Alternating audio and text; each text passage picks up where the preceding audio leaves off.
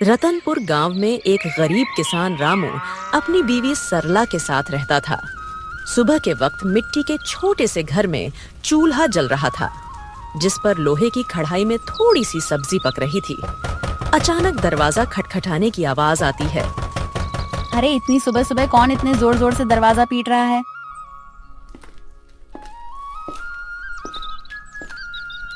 दरवाजा खोलते ही सेठ हरीलाल गुस्से में लाल पीला खड़ा था, जो कि बहुत लालची और चालबाज है। वह हर किसी से 2 गुना ब्याज वसूलता था। रामू, बहुत हो गया तेरा नाटक। मेरे पैसे कहाँ हैं? सेठ जी, कल ही तो मैंने आपको पूरी रकम दे दी थी और पूरा हिसाब पक्का कर दिया था, और मैंने आपके पुराने पैसे भी कब के लौटा दिए हैं। देर की वजह से तेरा ब्याज बढ़ गया है। अब वो उधार तुझे 5 गुना ब्याज के साथ लौटाना होगा। 5 गुना? सेठ जी, ये तो अन्याय है। मैंने मेहनत करके ब्याज सहित पूरे पैसे चुका दिए हैं। मैं गरीब आदमी इतना भारी ब्याज कैसे दे सकता हूँ? ज्यादा जुबान मत चला। अगर पैसा नहीं दिया ना तो तेरे घर का ताला तोड़कर बर्तन कपड़ा सब उठा ले जाऊंगा। तेरी बैलगाड़ी भी बेच दूंगा। सेठ जी, गरीब का खून चूसकर आपको क्या मिलेगा? हमारे साथ ऐसा मत करिए। इतना ज्यादा ब्याज मैं नहीं दे पाऊंगा। पैसे तो तुझे देने ही पड़ेंगे। देख लूंगा मैं तुझे। याद रखना रामू, हरीलाल से पंगा लेना आसान नहीं है। सेठ रामू को धमकाते हुए चला जाता है, लेकिन जाते जाते अपने नौकर को कहता है, इस गरीब भिखारी की इतनी मजाल, मुझे ना बोलकर इसने गलती कर दी। इसे तो सबक सिखाना पड़ेगा ताकि गांव में बाकी गरीब भी डर में रहे। आप बताइए, ये जिंदगी कब बदलेगी? रोज रोज 2 वक्त की रोटी के लिए जूझना पड़ता है। कभी मन करता है घर की टूटी छत ठीक करवा दूं, तो कभी सोचती हूँ कि हमारे पास भी अच्छे कपड़े हों, लेकिन लगता है किस्मत ने हमें बस तंगी ही दी है। मुझे पता है तुम्हें तकलीफ है, पर मैं क्या करूं? खेत छोटे हैं, बारिश वक्त पर नहीं होती, ऊपर से कर्ज का बोझ भी सर पर है। मैं दिन रात मेहनत करूं तब हमारे हिस्से में यही नमक रोटी आती है। मेहनत? हाँ, मेहनत तो आप करते हैं, लेकिन भगवान हमारी सुनता ही कहाँ है। लगता है जैसे भाग्य ने हमें इस गरीबी में ही सड़ने के लिए भेजा है। सरला ने आह भरी, पर चुपचाप सब्जी पकाने लगी। कमरे में सन्नाटा था। रामू ने मन ही मन ठान लिया, आज खेत में चाहे जान निकल जाए, पर घर लौटकर कुछ ऐसा लाऊंगा जिससे सरला के चेहरे पर मुस्कान आ जाए। रामू को नहीं पता था कि आज का दिन उसकी जिंदगी की सबसे बड़ी कहानी की शुरुआत करने वाला है। सुबह के वक्त रामू खेत जाने के लिए घर से निकल रहा है। सुबह की हल्की हल्की धूप खेतों पर पड़ रही थी। सरला के मन में आज कुछ हलचल सी चल रही थी। रामू रोज गांव के बीच से होकर जाने वाला रास्ता मंदिर के पास से गुजरता था। रामू रोज इसी रास्ते से जाता था, क्योंकि यही सबसे छोटा और आसान रास्ता था। मंदिर में उस वक्त बस पुजारी ही थे जो सफाई कर रहे थे। प्रणाम पंडित जी, कैसे हैं आप? तबीयत ठीक है ना आपकी? हाँ बेटा, सब अच्छा है। भगवान का आशीर्वाद तुझ पर हमेशा बना रहे। पुजारी से बात करके रामू अपने खेत की तरफ निकल जाता है। उसी शाम गांव का सबसे अमीर सेठ हरीलाल अपने नौकर के साथ बैठा था। वह बहुत लालची और चालाक था। उसके मन में एक खतरनाक योजना पनप रही थी। सेठ हरीलाल अपने बड़े से घर में खाट पर बैठा पान चबा रहा था। पास में उसका नौकर कालू खड़ा था। अरे कालू सुन, मंदिर के गहनों को देखकर मेरा जी ललचा गया है। कल रात मंदिर में जो सोने चांदी के गहने हैं ना, वो मेरे घर में होने चाहिए। गांव वाले मेरी इज्जत करते हैं, लेकिन पैसा और बढ़ाना है मुझे। सेठ जी, पर यह तो पाप का काम होगा। भगवान के घर से गहने चुराना अच्छा नहीं लगेगा। अरे मूर्ख, भगवान को क्या जरूरत है गहनों की? उनका क्या होगा इनसे? असली भगवान तो पैसा है, और पैसा इंसान के हाथ में अच्छा लगता है। पर गांव वाले अगर उनको पता चल गया तो? बस यही तो मजा है। चोरी हम करेंगे और इल्जाम किसी और पर लगेगा। पता है किस पर? उस गरीब रामू पर। आज उसकी और उसकी बीवी की जुबान बहुत ज्यादा ही चल रही थी। रामू, वो तो रोज मंदिर के पास से ही अपने खेत के लिए जाता है ना? हाँ, हम इसी बात का फायदा उठाएंगे। सबको लगेगा कि उसी ने चोरी की, गांव वाले पहले ही उसे तिरछी नजरों से देखते हैं। बस आज रात ही हम अपना काम कर देंगे और सुबह हंगामा हो जाएगा। तू बस ये याद रख, कोई गलती नहीं होनी चाहिए। आधी रात को हम मंदिर में घुसेंगे, गहने उठाएंगे और अपने गोदाम में छुपा देंगे। सुबह मैं खुद शोर मचाऊंगा और रामू का नाम लूंगा। कालू डरते डरते सिर हिलाता है और अपने सेठ की बात मान लेता है। रात का समय था। गांव में हर तरफ सन्नाटा था। बस कहीं कहीं कुत्तों के भौंकने की आवाज आ रही थी। उस रात सेठ लालच में अंधा हो जाता है और इस घिनौनी साजिश को अंजाम देता है। अपने नौकर से मंदिर में चोरी करवाता है। पास ही अंधेरे में एक काली बिल्ली म्याऊं करके गुजर जाती है, जैसे वो इस पाप की गवाही दे रही हो। अगली सुबह गांव के बीचों बीच मंदिर के सामने एक भीड़ इकट्ठी हो गई थी। हर कोई जोर जोर से बातें कर रहा था। माहौल में घबराहट और गुस्से की गूंज थी। अरे यह क्या हो गया? मंदिर के सारे सोने के गहने रातों रात गायब हो गए। इतना बड़ा अपशकुन, भगवान के गहने चुरा ले गया कोई। ये तो बहुत बुरी बात है। इसी बीच रामू रोज की तरह खेत की तरफ जाने के लिए उसी रास्ते से गुजर रहा था। भीड़ देखकर वो रुक गया और पास आ गया। अरे क्या हो गया भाई लोग, इतनी सुबह सुबह ये भीड़ किस बात की है? अरे रामू, तूने सुना नहीं, मंदिर में चोरी हो गई। भगवान के सारे गहने कोई उठा ले गया। रामू यह सुनकर चौंक जाता है। भीड़ में खड़ा सेठ, जो असल में चोरी किया था, वह बहुत मासूम बन रहा था। पंडित जी आप बताइए, कल रात तक तो गहने मंदिर में थे, फिर अचानक कौन ले गया? आप बताइए पंडित जी, क्या आपने मंदिर के आसपास किसी को आते जाते देखा है? आपको किसी पर शक है क्या? अरे मैंने देखा है रामू, रोज मंदिर के रास्ते से आना जाना करता है। सेठ जी, कल तक तो सब कुछ ठीक ठाक था। मंदिर के पास से तो कई लोग गुजरते हैं, लेकिन रोज सुबह सुबह खेत की तरफ जाने के लिए रामू इधर से निकलता है। मगर रामू ऐसा काम करेगा मुझे नहीं लगता। अरे पंडित जी, जमाना खराब है, आदमी की नीयत कब बदल जाए क्या पता। और वैसे भी जिसने किया है वो मुंह से कभी मानेगा नहीं। मैंने अपनी आंखों से देखा है। रात को जब मैं खेत की तरफ जा रहा था, रामू मंदिर के पास चुपके चुपके घूम रहा था। ये क्या कह रहे हो आप लोग? मैंने कोई चोरी नहीं की है। इतना बड़ा पाप मुझ पर मत डालो। अरे हाँ, ये गरीब आदमी है, पैसों की तंगी में है, ये कर भी सकता है ये काम। ये लोग मुंह पर अच्छे बनते हैं। अरे भगवान से डरिए आप लोग, हमने कुछ नहीं किया। हम गरीब जरूर हैं, लेकिन चोर नहीं। मेरे पति जितना ईमानदार इंसान इस पूरे गांव में कोई नहीं है। ऐसा मत कहिए, वरना भगवान आप लोगों को कभी माफ नहीं करेगा। रामू और उसकी बीवी ने बहुत समझाने की कोशिश करी, लेकिन भीड़ मानने को तैयार नहीं थी। सब रामू को ही चोर मान बैठे। रामू और सरला की आंखों में आंसू आ गए, लेकिन भीड़ में कोई उनकी सुनने को तैयार नहीं था। गांव वालों, अब तो सब साफ है। मंदिर के गहने चुराने वाला यही रामू है और ऐसे आदमी को हमारे गांव में रहने का कोई हक नहीं। चोरी करने वाले की एक ही सजा है, गांव से बाहर निकाल देना। हाँ, अगर इसने मंदिर में चोरी की है तो यह तो भगवान का भी अपराधी हुआ।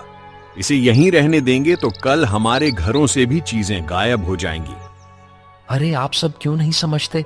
मैं निर्दोष हूं। मैंने कोई चोरी नहीं की। मैं तो रोज के जैसे अपने खेत जा रहा था।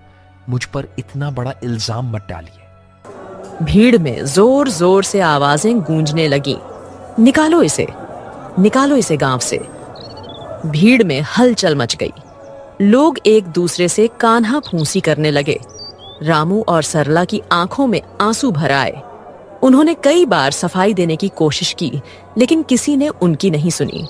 सबने मिलकर उन्हें गांव के बाहर निकाल दिया।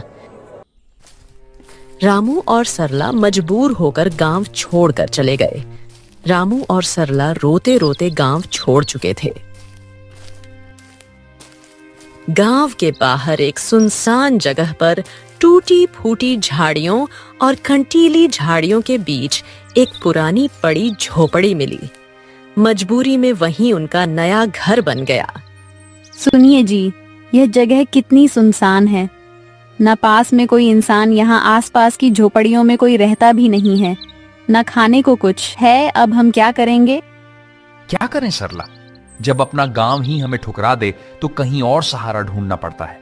यही हमारी तकदीर है। मैं तो ये सोच रहा हूं आखिर चोरी की किसने है, और इल्जाम मुझ पर डाल दिया गया। मैं असली चोर का पता लगाकर रहूंगा। दिन ढल गया। सरला रोते रोते सो गई। रामू सारी रात परेशान बैठा रहा।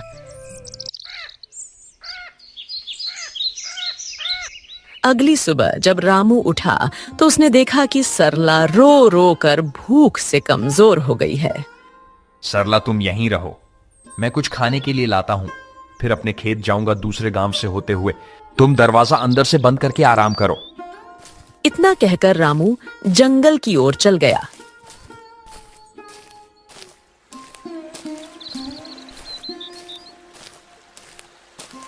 रामू ने सरला को कुछ फल और आसपास की नदी से पानी लाकर दिया।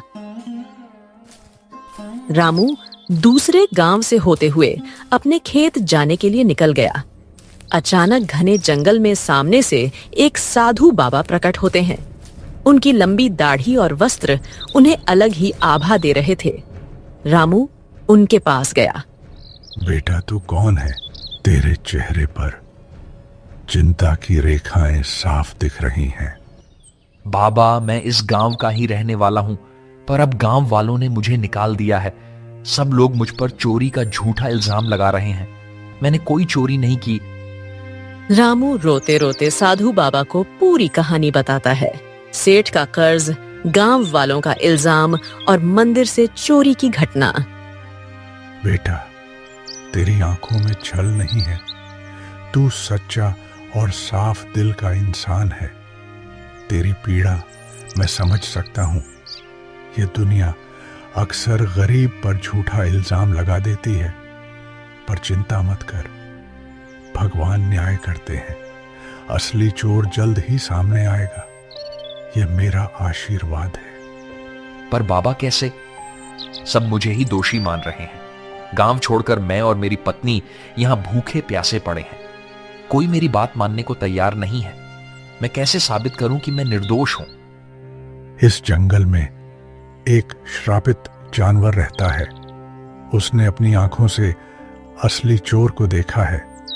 वही तुझे सच तक पहुंचने में मदद करेगा। पर ध्यान रहे, उस जानवर को ढूंढना आसान नहीं है। उसके पास जाना होगा, उसका विश्वास जीतना होगा, तभी वह तेरी मदद करेगा। श्रापित जानवर बाबा, वह कौन है? मैं उसे कैसे ढूंढूं? यहां जंगल में तो बहुत से जानवर हैं। वह एक श्रापित काली बिल्ली है। सच यह है कि उसकी आंखों ने वह दृश्य देखा है जो किसी और ने नहीं देखा। जा बेटा, उस जानवर को ढूंढ और उससे मदद मांग। वो बिल्ली तेरी जिंदगी बदल देगी। भगवान तेरा साथ देंगे। जा बेटा, सत्य की शक्ति तेरे साथ है। साधु बाबा रामू को आशीर्वाद देकर अचानक गायब हो गए। रामू समझ गया था कि यह भगवान की लीला है। रामू तुरंत ही बाबा के बताए अनुसार उस बिल्ली को ढूंढने के लिए निकल गया।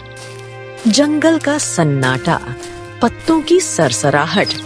रामू थका हारा, भूखा प्यासा, उम्मीद के सहारे इधर उधर भटक रहा था। उसने पूरा जंगल छान मारा, पर उसे वो काली बिल्ली कहीं नहीं मिली। दिन ढलने को आया। रामू अब निराश होकर अपनी झोपड़ी की तरफ जा रहा था। अचानक तभी उसकी नजर एक काली बिल्ली पर पड़ी। बिल्ली की चमकती आंखें दो अंगारों जैसी दिखाई दे रही थीं। ओ बिल्ली रानी, क्या तुम वही हो जिसके बारे में साधु बाबा ने कहा था? क्या तुमने उस रात देखा था? असली चोर कौन है? माँ, बिल्ली, क्या तुम मेरी मदद करोगी? मुझ पर झूठा इल्जाम लगाकर गांव से निकाल दिया गया है। क्या तुम सच जानती हो? मुझे बता दो, असली चोर कौन है? बिल्ली उसकी आंखों में देखती है। रामू का साफ दिल और अच्छी नीयत देखकर जैसे उसे सब समझ आ गया हो। अचानक बिल्ली की आंखों से एक अजीब सी चमक निकलती है और वह इंसानी आवाज में बोल उठती है। रामू, तुम्हारे साथ बहुत बड़ा अन्याय हुआ है। मंदिर के गहने तुमने नहीं चुराए। असली चोर तुम्हारे गांव का सेठ और उसका नौकर है। दोनों ने मिलकर मंदिर से गहने चुराए और चोरी का इल्जाम तुम्हारे सिर पर चढ़ा दिया ताकि कोई शक न करे। सेठ जानता था कि तुम गरीब हो, तुम्हारे पास कोई सबूत नहीं होगा, इसलिए उसने चालाकी से तुम्हें बलि का बकरा बना दिया। क्या गांव का सेठ, वही जो सबसे धर्म और दान की बातें करता है, और उसका नौकर भी तो यही सच्चाई है? गांव वालों ने मेरी ईमानदारी पर शक किया और असली अपराधी चैन से सो रहा है। मां बिल्ली, अब मैं क्या करूं? यह सच गांव वालों तक कैसे पहुंचाऊं? समय आने दो रामू, सच को कोई दबा नहीं सकता। मैं तुम्हारी मदद करूंगी। तुम मुझे कल गांव लेकर चलो। मैं वहां जाकर सबको सारी सच्चाई बताऊंगी और तुम्हें निर्दोष साबित करूंगी। रामू को बिल्ली की बातें सुनकर राहत मिलती है।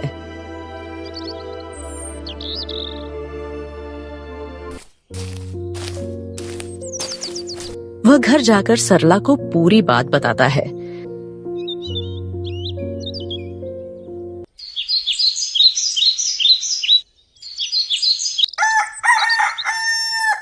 अगली सुबह रामू और सरला बिल्ली को लेकर गांव जाते हैं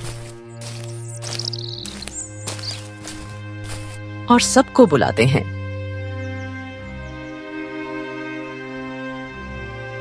गांव वालों, आप सबने मुझे चोर बोलकर गांव से निकाल दिया था, पर असली चोर अभी भी गांव में ही बैठा है। आज मेरे पास एक गवाह है जो मुझे निर्दोष साबित करेगा। गांव वालों सुनो, असली चोर रामू नहीं है। मैंने अपनी आंखों से देखा है। मंदिर के गहने सेठ और उसके नौकर ने मिलकर चुराए हैं। अगर तुम्हें यकीन नहीं होता तो सेठ के घर जाकर देखो, मंदिर के गहने वहीं मिलेंगे। अरे, यह बिल्ली बोल कैसे रही है? चलो हम जाकर देखते हैं सेठ के घर गहने हैं या नहीं। वैसे भी सेठ ही हमें हमेशा धोखा देता रहा है। बिल्ली को बोलता देख सब चौंक जाते हैं और गांव के कुछ लोग सेठ के घर जाते हैं। उनको गहने सेठ के घर में मिल जाते हैं। अब पूरे गांव में बातें होने लगी। सेठ चोर है, सेठ चोर है। सब बोलने लगे। सेठ ने चालाकी से अपने नौकर को इशारा करा और सारा इल्जाम नौकर पर डाल दिया। अरे नहीं नहीं, मैं चोर नहीं हूं। ये सब मेरे नौकर की करतूत है। उसने ही चोरी की है। मैं तो खुद हैरान हूं। झूठ मत बोलिए सेठ जी, आप सबसे ब्याज में 4 गुना पैसे वसूलते हो, अब चोरी भी करवा रहे हो। ठीक है, अगर तुम सब कहते हो तो इस नौकर को सजा मैं दूंगा, क्योंकि यही असली चोर है। मुझे इस बारे में कुछ नहीं पता था। सेठ ने पूरे गहने वापस मंदिर में रखवा दिए। अब गांव में उसकी कोई इज्जत नहीं करता है। पूरे गांव वालों ने रामू से माफी मांगी। उन्हें अपनी गलती का एहसास हो गया। सबने पूरे आदर सम्मान के साथ रामू और सरला को गांव वापस बुलाया।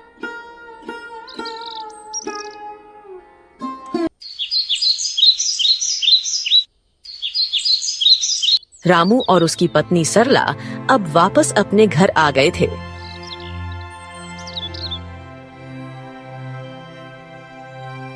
शाम का समय, हल्की ठंडी हवा चल रही है। रामू बोलने वाली बिल्ली के साथ खेत की तरफ जा रहा था।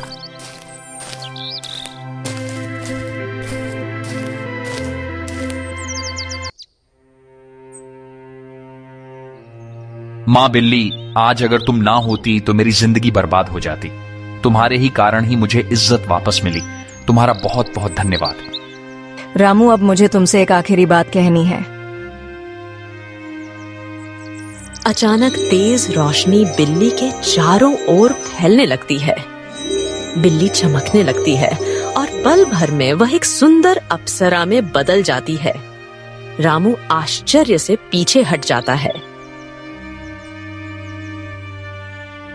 अरे ये क्या हुआ? तुम अचानक अप्सरा कैसे बन गई? कौन हो तुम? हाँ रामू, मैं एक अप्सरा ही हूँ। मुझे स्वर्ग से श्राप मिला था। मैं इस श्राप से मुक्त होने के लिए ही धरती पर आई थी। जब तक मैं धरती पर किसी सच्चे और भले इंसान की मदद नहीं करती, तब तक मैं इस बिल्ली के रूप में ही रहती। तुम एक सच्चे और ईमानदार इंसान हो, इसलिए तुम्हें बचाकर मैंने भी अपना श्राप तोड़ दिया। अब मुझे मुक्ति मिल चुकी है। तुम्हारी ईमानदारी और भलाई ने मुझे श्राप से मुक्त कर दिया है। तुम्हारा बहुत बहुत धन्यवाद रामू। मैं बहुत खुश हूँ। मैं तुम्हें वरदान देना चाहती हूँ। तुम्हें जो चाहिए बेझिझक कहो। रामू की आंखों में चमक आ जाती है। वह भावुक होकर अप्सरा को प्रणाम करता है। देवी, मेरी जिंदगी गरीबी से घिरी हुई है।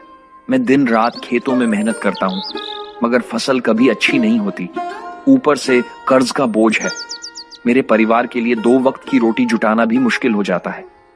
रामू, मैं तुम्हें वरदान देती हूँ। तुम्हारी परेशानी अब समाप्त होगी।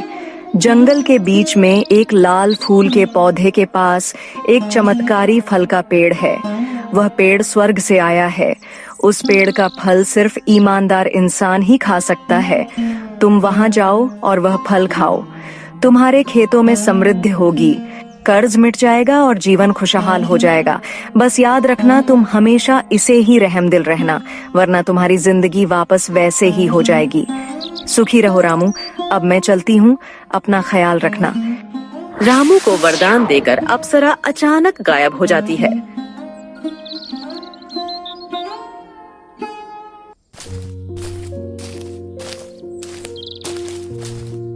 रामू जंगल में चारों तरफ उस चमत्कारी पेड़ को ढूंढता है।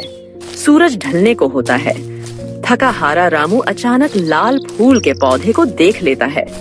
रामू धीरे धीरे आगे बढ़ता है और देखता है कि पौधे के पीछे एक सुंदर चमकदार पेड़ खड़ा है। पेड़ की टहनियों पर सुनहरे फल चमक रहे हैं। रामू श्रद्धा से पेड़ के पास जाता है।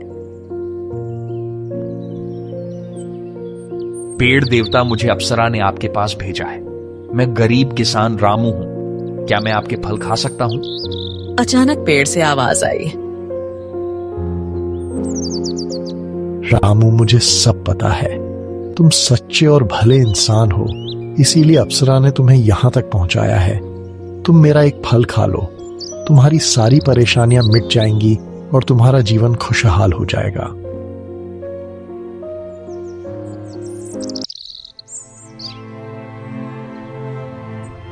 रामू पेड़ से एक सुनहरा फल तोड़कर खाता है। अचानक उसके शरीर में एक अजीब सी ऊर्जा दौड़ जाती है। वह पेड़ को धन्यवाद करके अपने घर की ओर निकल जाता है। और जैसे ही वह घर के पास पहुंचता है, उसकी झोपड़ी एक सुंदर बड़ा आलीशान घर में बदल जाती है। रामू दंग रह जाता है। उसकी पत्नी बाहर आकर चौंक जाती। अरे सुनिए, ये क्या हो गया? हमारी झोपड़ी कहाँ गई? इतना बड़ा घर कैसे बन गया? क्या यह घर हमारा है? हाँ प्रिय, यह सब भगवान की कृपा है। जंगल में मुझे एक अप्सरा मिली। उसने मुझे चमत्कारी पेड़ का रास्ता बताया। उस पेड़ ने मुझे फल दिया और जैसे ही मैंने खाया, हमारी किस्मत बदल गई। रामू ने सरला को उस स्वर्ग से आई श्रापित बिल्ली की पूरी कहानी बताई। इतने सालों की गरीबी के बाद अब हमारी जिंदगी बदल गई। भगवान का बहुत बहुत धन्यवाद। हाँ, मगर याद रखना, यह चमत्कार हमें सिर्फ इसलिए मिला है क्योंकि हमने कभी बेईमानी नहीं की। यह वरदान हमें हमारी मेहनत और ईमानदारी की वजह से मिला है।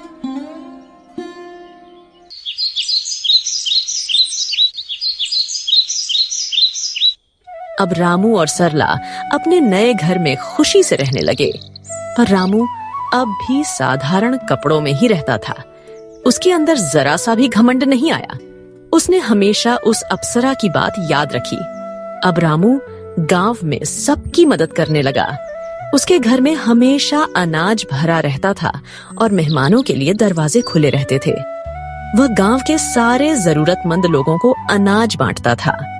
सारे गांव में रामू की बातें होने लगी। हर कोई अब रामू की बहुत इज्जत करने लगा था। एक दिन गांव वालों को रामू की तारीफ करते सेठ हरिलाल ने सुन लिया। यह सब देख हरिलाल को जलन होने लगी। ये सब दिखावा है। कोई इतना अमीर अचानक कैसे हो सकता है? जरूर इसके पीछे कोई बड़ा राज है। अगर यह ऐसे ही अमीर होता रहा तो गांव में मेरी इज्जत तो मिट्टी में मिल जाएगी। अबे कालू सुन, तू जरा रामू पर नजर रख और पता कर कि इसके पास दौलत आने का असली